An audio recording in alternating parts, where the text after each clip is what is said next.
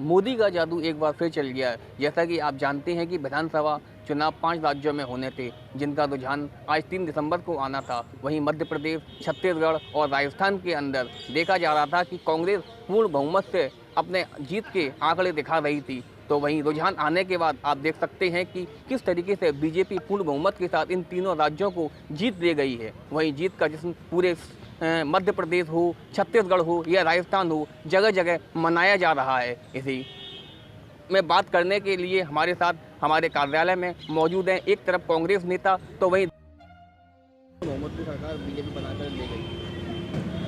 छत्तीसगढ़, मध्य प्रदेश और राजस्थान, ये हमारी सरकार की, कांग्रेस की सरकार थी। और अब ये चुनाव हुए तो मतलब जब तक बैलेट पेपर से गिनती हो रही थी, जब तक तो हमारी कांग्रेस आगे चल रही थी।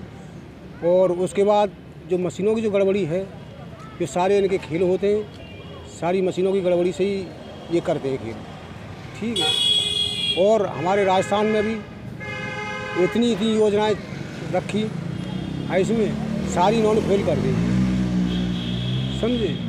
तो इनके क्या है कि इनके जो चाणक्य जो लगे होते हैं कार्यकर्ता, बड़े बड़े स्ट्रॉन्ग हैं, तो वो अंदर खाने सारे खेल कर लेते हैं, किसी को मालूम ही नहीं पड़ती है ये। देखिए, कल रात से ही हम लोगों को दुकुर पुकुर हो रही थी, निश्चित रूप से कि भाई हम लोगों को उम्मीद नहीं थी कि इतना बढ़िया रिजल्ट बीजेपी के पक्ष में आएगा। और हम लोग तो चाहते थे निश्चित रूप से बीजेपी सभी राज्यों में आए, लेकिन तेलंगाना की तो पहले से ही हम लोगों को पता थी।